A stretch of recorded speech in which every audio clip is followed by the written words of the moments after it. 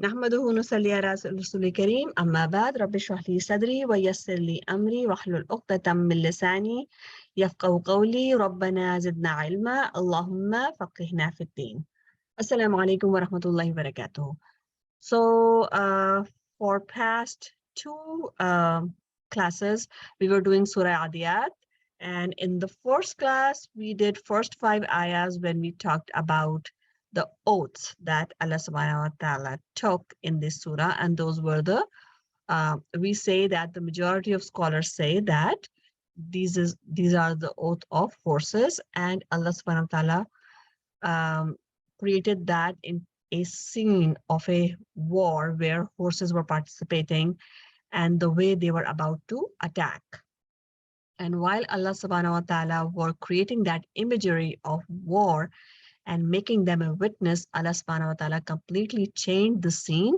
And we talked about that in our next class that happened, the second session, where Allah subhanahu wa ta'ala brought a fact. So usually what happens is, not usually, it's always what happens is Allah subhanahu wa ta'ala takes oath and then something important follows after the oath, which is,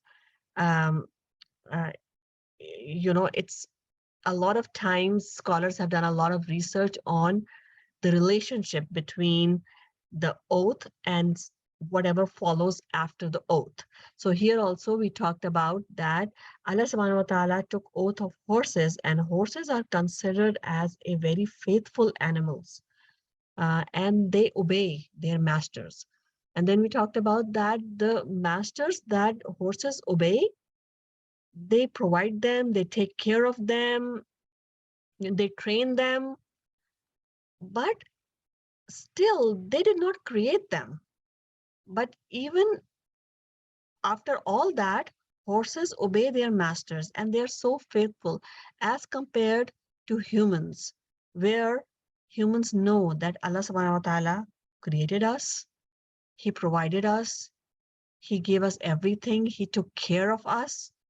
Allah subhanahu wa ta'ala is doing everything for us, but we are still extremely ungrateful to Allah subhanahu wa ta'ala. And the word kanud is like mubalagha. What we call mubalagha means extreme, a lot, too much. And it is so much so that we don't need any example of that. Allah subhanahu wa ta'ala is saying that we are all witnesses, we all know. So which means that inside our heart, we all know how ungrateful we are. And there's no need to tell anybody or point fingers to anybody. We all, when we ask our own selves, we will get this answer.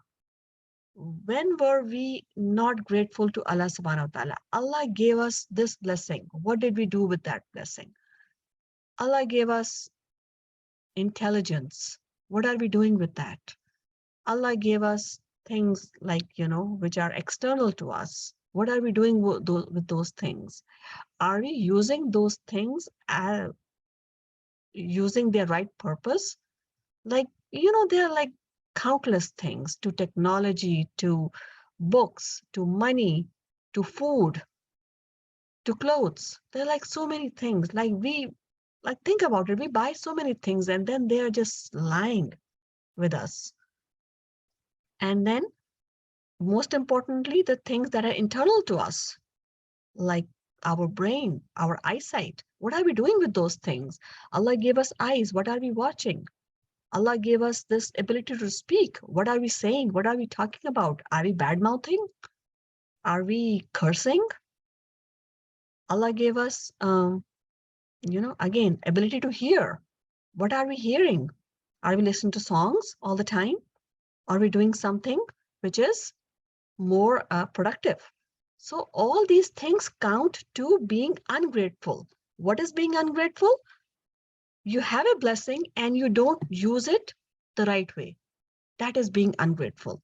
So if we look around ourselves, we'll find each one of us is guilty of being ungrateful to Allah subhanahu wa ta'ala. And that's where we need to sit down and think about it. That how we can change that, how we can use this thing. I mean, we can look around ourselves and think about it. Okay, I have this phone, for example. How can I use that productively? I mean, it doesn't say that, nobody says, okay, leave everything and, no need to have anything like that. Just throw everything. No, how to use this productively, how to not waste our time on those things that we have, how not to use our the ni'mas, the blessings that Allah gave us in the wrong way. Okay, so that's the thing. And then we also talked briefly about, and I think I left you with that question, was that one of the reasons and one of the major reason for this is وَإِنَّهُ لِحُبِّ الْخَيْرِ لَشَدِيدٌ. So the word khair actually means good. If I go to my here, we said the word khair, and if you have your Quran notebooks, I told you to write down the meaning of wealth. But actually the word khair does not mean wealth. It means goodness. It means something good, khair. I think you might have heard this word elsewhere as well. Khair means good. But here, everybody is on agreement that here it means wealth. It does not mean good.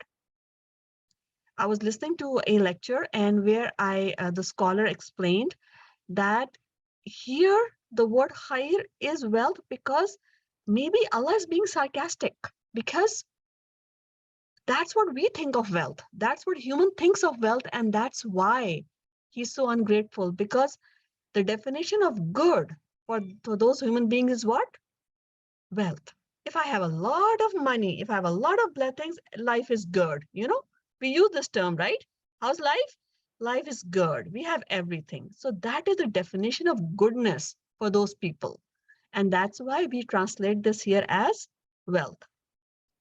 So the question here is that why the intensity in the wealth, in the love of wealth, is basically a reason to be ungrateful.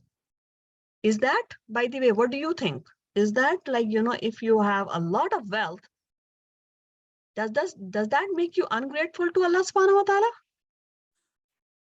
No. Okay, then why would Allah subhanahu wa ta'ala say that the love of wealth, and remember, not the wealth, love of wealth. Remember that. Yes, she's.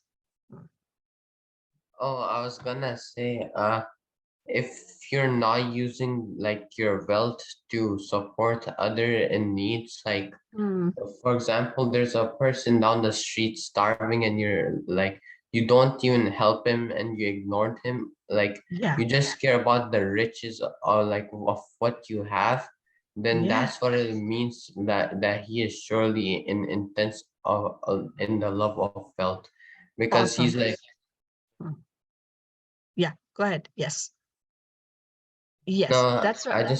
I just said like the main thing I wanted to say. Yes, good. Yeah, I think, yeah, that makes sense. It's not the wealth. Having wealth is not bad. The thing is, hubbil khair. Hub means love. Yes, Zara. Sorry, my mic wasn't working properly. Yeah, it's for wealth. It's not about like it's a more of there's a difference between loving wealth and having wealth. When you Mm, love wealth, you're just spending it on useless stuff you don't need, spending it on yourself mm, and not yes. necessarily on people. And then Mm, having wealth, it's kind of how you use it is like if you're using it to help others, things that you need and not want, and like helping mm. others using getting things that you need. And yeah. Yeah, and I think, yeah, things do go back to helping others, which is not to undermine the importance of helping others. But remember, even if you're helping your own self, even if you're helping your own family, I mean, it says that the best of the people are those who spend on their own family. So even if you're working on your own family and doing it for your own family, is that something extremely useless? Is that something just, you're wasting your entire day on? So No. that's where we need to be mindful of that. What are we doing with those things? It doesn't have to be spending on others. It could be spending on your own self. but the right things. Yes, Riz. I just wanted to add to what Lam and Cheese were saying.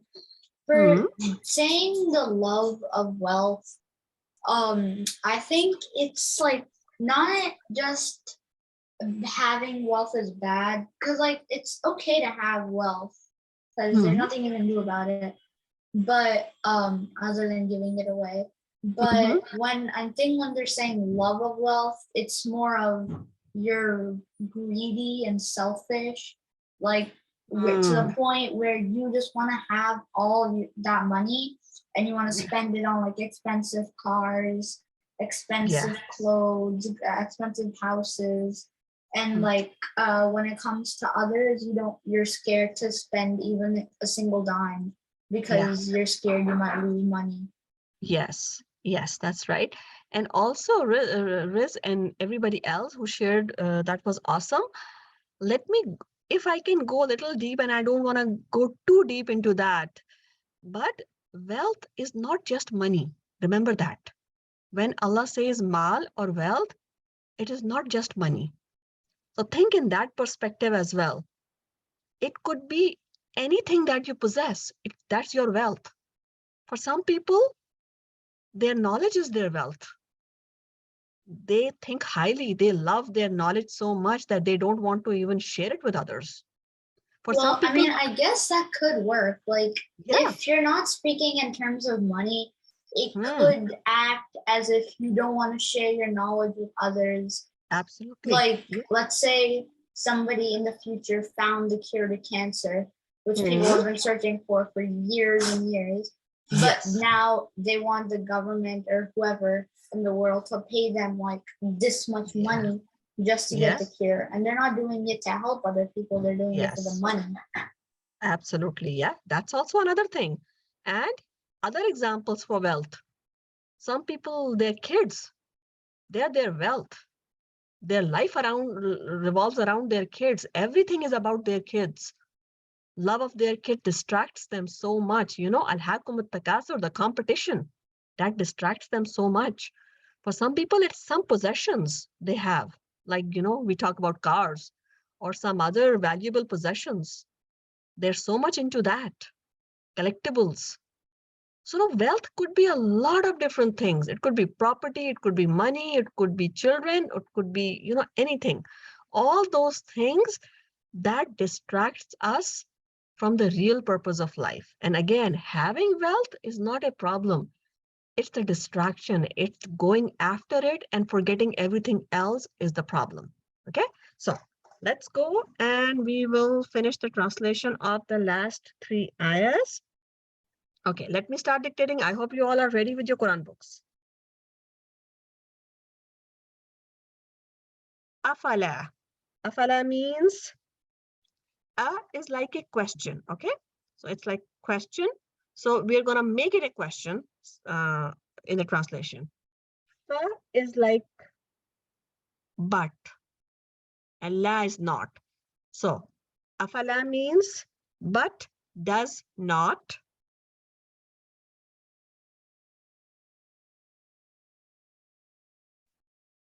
But does not.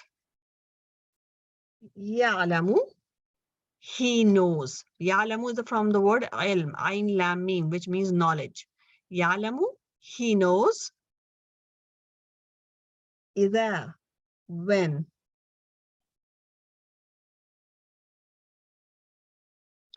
Bothira. We did this word before when we talked about scattered moths. Bothira will be scattered.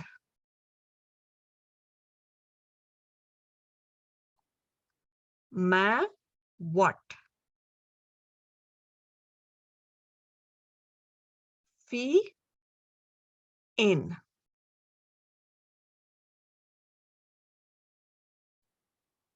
Al-qubur. Qubur is the plural of qabr, which means grave. Qubur means the graves.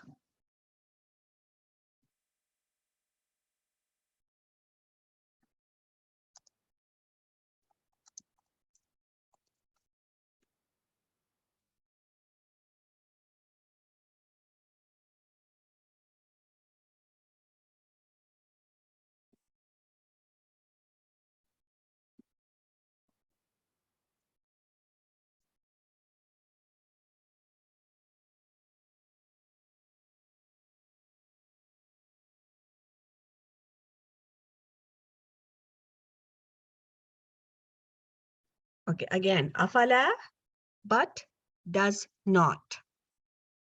Ya'lamu, he knows. He know actually. Ida, when. Bu'thira, will be scattered. Ma, what. Fi, in. Al-qubur, the graves.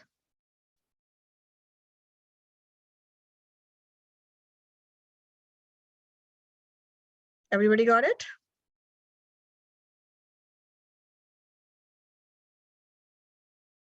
Cool. Can you repeat the last three ones, please? Yeah, let me repeat from the beginning. That's fine. Afala, does he not? Oh, sorry. Afala, but does not. Ya'lamu, he know. Iza, when. Bu'thira, will be scattered. Ma, what. Fi, in. Al-qubur, the graves.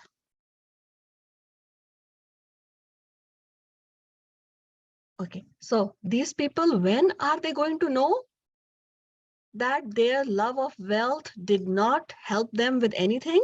They will know it eventually when they will be out of their graves, and they'll be, we did that scene and talked about that scene of Day of Judgment before as well. When people are going to get out of their graves, what's going to happen? They'll be all scattered like moths. So this is the same scene again, that people will be out of their graves, and now they'll know that their things that they loved so much, they are nowhere. Nothing was buried with them in the grave. They were all alone there, and they came out all alone. There's nothing there. Their houses are gone. Their wealth is gone. Their cars are gone. Everything is gone. So they will realize when? On the Day of Judgment. Auntie Misbah, Yes? I have to go for a minute or two. I'll be back. Okay, no worries. Wa and Hussila, and made apparent.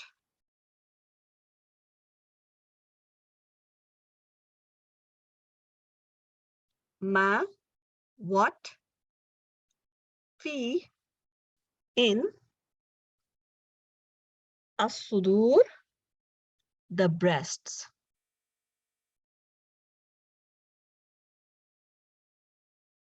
Wa, and Hussila, is made apparent. Ma, what. Fi, in.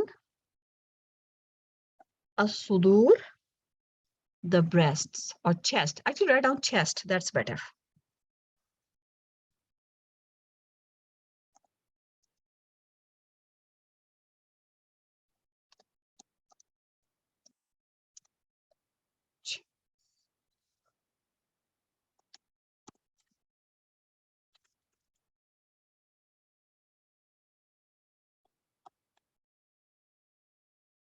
Okay, so next image for the Day of Judgment. One, everybody is out of their graves.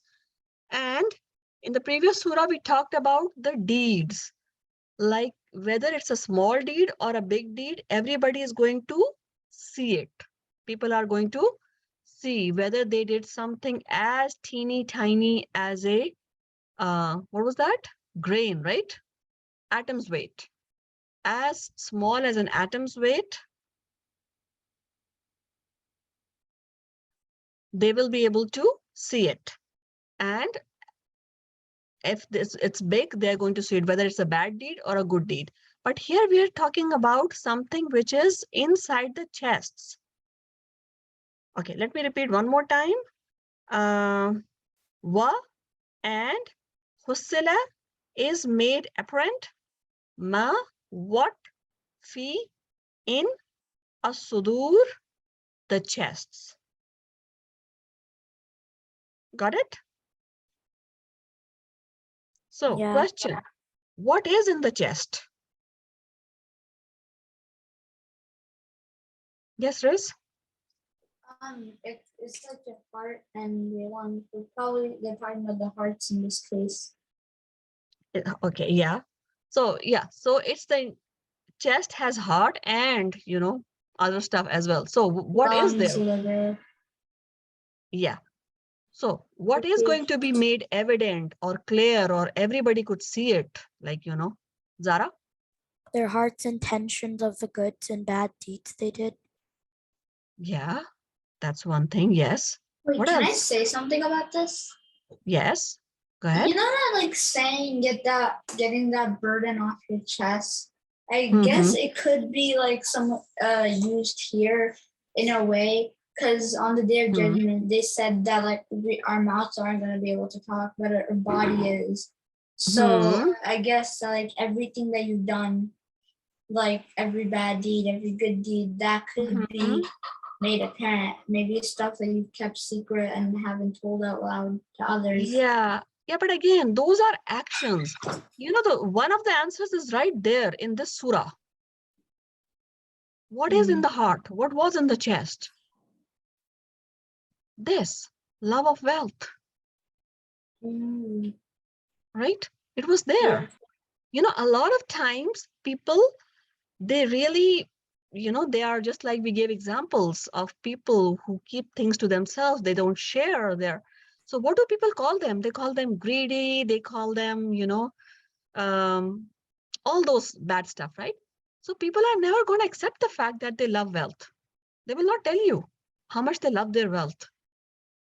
But Allah will make it. It will be evident. It will be apparent. People will know it. Allah will know. Allah will tell. It's gonna be like, everywhere.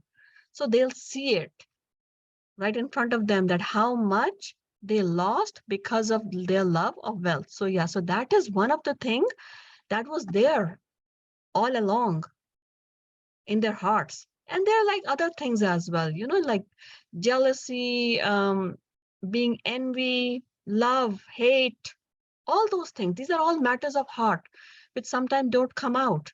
But Allah will take everything out and everyone will know their matters of heart. Okay? Okay, we have this last ayah, so let's do the translation. Inna, indeed, Rabbahum, their Lord, bihim, about them.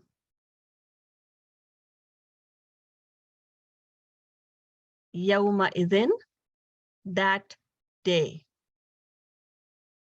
La khabir, is surely all aware.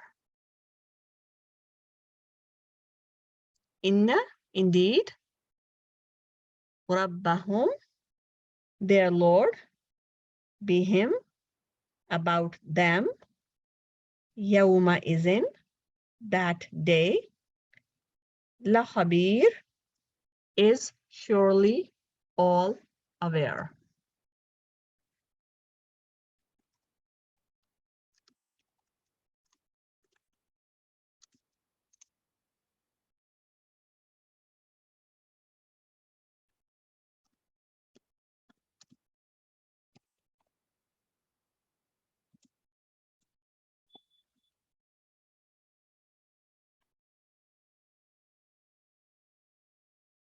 Okay, anybody wants me to repeat? Is that good? Awesome. Okay, so last ayah is that, just like we talked about, that those things, those matters of the heart are now out. In the dunya, if we don't tell anybody, if it's with us, nobody knows. Nobody will know. But on the day of judgment, and even not on the day of judgment, Allah knows. Allah knows here, and on the day of judgment, on Allah's izn, on Allah's orders, those things will be made evident. And that we need to be mindful of the fact that whatever we do, whatever we think, whatever we are going through, Allah knows. Allah is aware of everything. our intentions, our feelings, our actions, everything. Allah knows. Okay, inshallah, alhamdulillah, we finished the surah. I'm going to let you know what surah we are starting, inshallah, on Monday. So, Jazakallah khair for joining. I'm going to see you all next week. Subhanakallahumma wa bihamdika nashhadu an la ilaha illa anta subhanaka. Assalamu alaikum wa rahmatullahi wa barakatuh. Assalamualaikum. Wa alaikum Allah assalam. Hafiz. Assalamu alaikum.